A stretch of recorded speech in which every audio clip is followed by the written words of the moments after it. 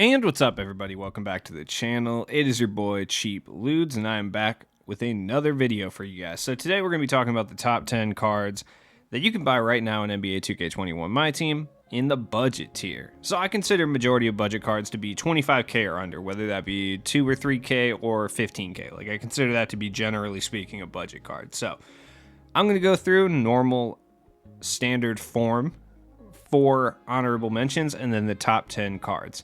So we'll start with the honorable mentions here. This is a card that I hype really hard, so I kept it off the top 10 list because I've been hyping it for literal weeks. DeAndre Hunter. Now, DeAndre Hunter is a beast, straight up. 6'7", 2 guard, 225. He's got a long wingspan. In my opinion, there's nothing wrong with this card, right? I know some people are not really that big of fans of it, which is why I do keep it off the top 10 list, just because I'm more hyped on it than I probably should be. I really like base 32, which is like that Rondo, Trevor Ariza base. Some people do not. So something important to think about. Next up, Wes Unseld. Another card that I'm like way higher on the majority of people, I feel. 13k is not bad for this card, but it is a little pricey compared to like the point guards or shooting guards that you can buy for cheaper prices in this game. But 6'7" with a really stocky player build. He moves really well. He's got that Kobe Bryant base, and I don't know what it is, but it feels better coming off of Wes Unseld.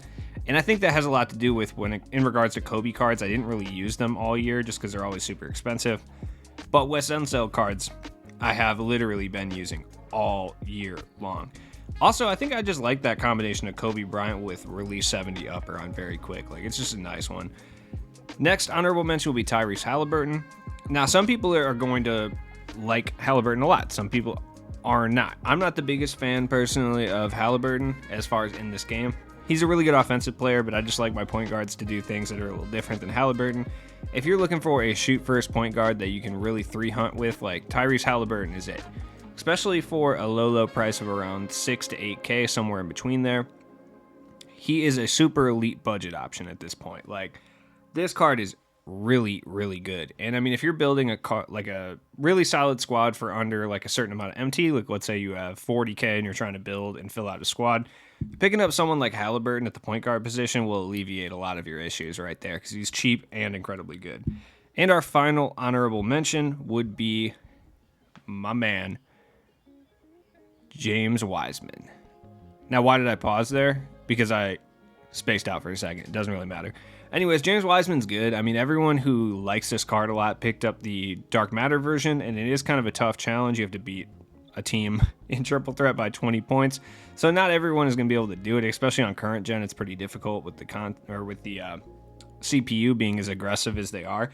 But I mean, if you have to go pick up the Opal one instead, like, dude, the Opal one's fine. Like, he's good. 41 hops, 28 golds. You can find him with unlimited contracts and shoes for relatively cheap. You pick him up for around 20k, and I think that's a really good price. Granted, I think there's a couple other centers on this list that are cheaper that might be a little bit better. But number 10 is DeMar DeRozan. So, I mean, I've talked about the Dark Matter DeMar DeRozan quite a bit, and he's fired. This card's the exact same. You could argue that maybe he's a little bit outdated, but I just don't really think that's the case.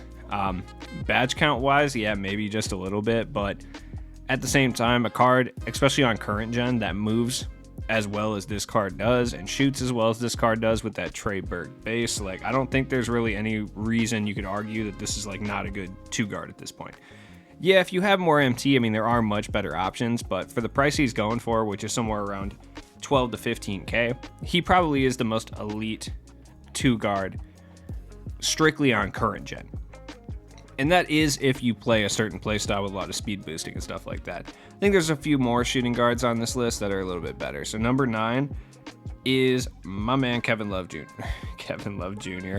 Kevin Love. I don't know. Is he Kevin Love Jr.? I honestly don't know. I mean, maybe he's Kevin Love Sr. at this point, but look, Kevin Love has no business being as good as he is. Like, that's just not, it's not real. He shouldn't be this good.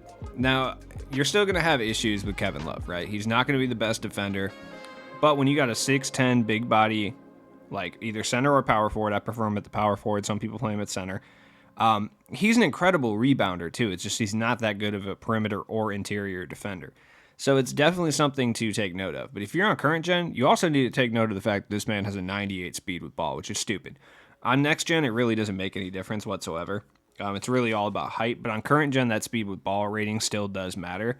So it's something to take into account. If you're looking for a pure stop and pop or, jump shooting big man, he works really well on next gen, but on current gen, you can actually do a lot more with him. Number 8 would be Kevin Porter Jr. You can play him at the point guard or the shooting guard. I personally prefer to play KPJ cards at the shooting guard. I just think he plays better in that regard, but that's like a personal preference thing. It doesn't really matter. But like, this is an elite scoring option. He's not going to be the best defender either, but he is 6'6". He looks a little bit bigger. He's a little wider too. He's got a nice release, like that same release that JR has, which is fine. I'm not a huge fan of it, but some people absolutely love it. So it's just one of those things. KPJ is a beast. And I know I've like gotten flack for hating on various KPJ cards, but Jump Shot 49 is really solid too. Another person to look at, he's like way more expensive, would be Tim Hardaway Jr., but they're essentially the same card. Like, I'm not even kidding. Next up would be number 7. This is one of my favorite cards that got released on Friday, Chris Mullin. Like, Chris Mullin's a beast. You know how I feel about base 22, especially on very quick. So having a 6'7" 2 guard that plays at this high of a level with a jump shot that I really like, of course I'm going to put him in this list. Like, he's really nice. Like, I have nothing negative to say about this card. I will say he's not the greatest defender, but he's fine. He'll hold it down just okay enough. He dunks pretty hard, sick flat top. Chris Mullin is tight. And you can pick this card up, I'm not even kidding, for like 5.6k, which is stupid low. That's lower than a lot of the pink diamonds that you can pick up. Like, aside from like Matisse Thybulle and those guys from the Splash Zone set, most pink diamonds are more expensive than Chris Mullin, which is wild because he's so good. I'm not even kidding when I say that Chris Mullin is better than like a pretty good amount of dark matter shooting guards, let alone ovals. I might be tripping, but that's how I feel. Number 6, Devin Booker. Not this one. Sorry, I forgot to put it as dark matter. You get this one for free from playing TTO if you can make it to the top board. He shows up the most out of all the cards up there, from what I hear, and you can kind of tell based on the market how many there are. You can find this dude as low as 15k, possibly even lower. I've seen him at like 12, 13k, and I think at that point, like, you have to pick him up if he's that low, and you have the MT. Like, Devin Booker's really, really good. He plays the point guard or the shooting guard pretty well. You can do either one with him, similar to like Kevin Porter Jr. I don't have a specific position I think is better for him, though. I think he plays well at both positions. 6'6", like, he's got a 6'8" wingspan, really solid. That jump shot 94, it's the same as like Dirk Nowitzki and Rashard Lewis, 2 cards that I like a lot. So that jump shot is really nice for me. The one thing I will say about the jump shot is on current gen, it has such arc to it that you will miss some whites, so it's something to take into consideration. But if you're looking for an elite option at the point guard or shooting guard, Devin Booker is great for that price. Number 5 is Big Pat. Now, I know some people are not going to like Big Pat, which is why he's a little bit lower on the list. Like, Ewing has kind of an interesting jump shot. It's one of those jumpers similar to like Wilt Chamberlain, or I feel like there's another card that I just covered in the top 100 cards, or top 10 cards under 100k that had the same type of jump shot issue. But he has that Patrick Ewing base, which if you play with his Opal, it's the same. It's just on very quick now. Lockdown defender, great shot blocker, rebounder. He can hit the open threes. He can move pretty decent. He has good layup animations. There's really nothing wrong with this card if you're looking for like an elite center option for the cheap, because you can get this dude around 15k, which I think is ridiculous. There's no one else that I think is going to be as well-rounded as Patrick Ewing. There's guys who I think are better overall than Patrick Ewing, but Ewing is very well-rounded, so it's something to kind of think about. If you're looking for a do-it-all center, like, Ewing might be the guy you're going to pick up. And then if you're looking for someone a little bit more skilled and does a couple things a little bit better, Dino Raja. First off, he's got a 7'11" wingspan. You know that's tight. I've talked about Dino a lot, so I'm not going to go into crazy detail here. He is the best budget center in the game, in my opinion. Yes, I personally believe, for me anyway, he's better than the number 3 guy on the list, who I'll talk about in a second. And I don't think too many people would agree with that, just because he's more of a hype player and he's more meta, I suppose. But Dino is a beast. He out-rebounds like everybody. He dunks on people. You can use him as a point forward. He can shoot threes. He can facilitate a little bit. His defensive ratings aren't that good, but it doesn't matter because he still plays excellent defense because he's able to cover so much ground. He blocks a bunch of shots because his arms are like super long for no reason. Shout out to Dino Raja, dude. And then our number 3 card, budget beast, if you will, Anthony Davis. Now, I am not a big fan of Anthony Davis this year. It's not that I don't like the cards or anything. It's just, once again, another card that's been really expensive, so I haven't really played around with him that much this year. In regards to being like a mainstay on my team or anything like a lot of people have. But this card is a beast. He's about as good as his fan favorites, Dark Matter. Slightly worse, but it really doesn't matter. You know, it's not really that big of a noticeable difference anyway. He's a beast, 92 3-pointer with that Anthony Davis release. He moves really well. At 6'10", he's an absolute monster as well. Like, dude, look at my man. And I wish they used the Anthony Davis player model that is shown in the picture. That's like one of the things for 2K22 that I wish they would change, is I do wish that they would use younger player models, older player models, etc. But like, no joke, he's just so nice. Like, you compare him to the fan favorites Dark Matter, and they're essentially the same. Like, Anthony Davis the Dark Matter has a few more Hoff badges, but that's about it. Like, number 2 is Chris Middleton. Chris Money Middleton is, significantly better than I thought he was going to be, because usually they do Chris Middleton cards pretty dirty.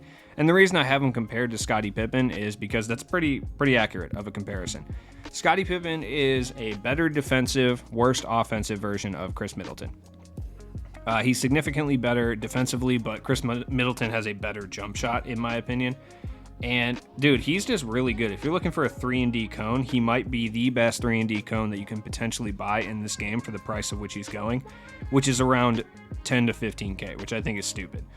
Base 56 that he has is really solid. All the newer Peja cards have had that base, and it's a really solid base. So, dude, this card.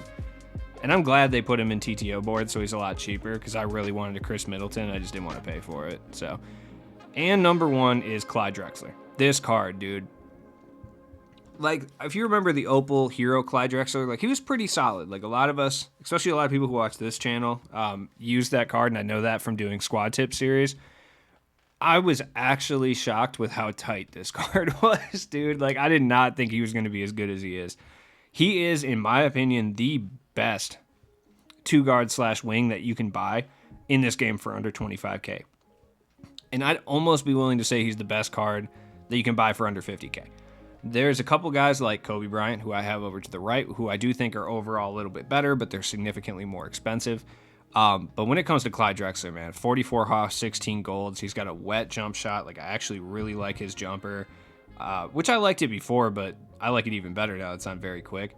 He dunks over everybody. He plays defense. He's got a nice size player build, so he's pretty big. He's just so good. Like, that jump shot 5, same as like Bob McAdoo and Kendrick Nunn. Wait, Kendrick Nunn? Gross. Derrick Jones Jr., like Dean Wade. It's a good jump shot, all things considered. As always, it has been your boy Cheap Ludes. Like, let me know if you think this helped you down in the comments. Maybe it helped you make a couple decisions. Look, I wanted to cover super cheap cards. That way, if they didn't work out for you, you didn't lose a bunch of MT. You only lost maybe a couple hundred if you have to sell them back. So check the description for all my stuff. I will be back with more content later. I appreciate everybody who watches this channel. Have a happy 4th if you're in the US. Peace.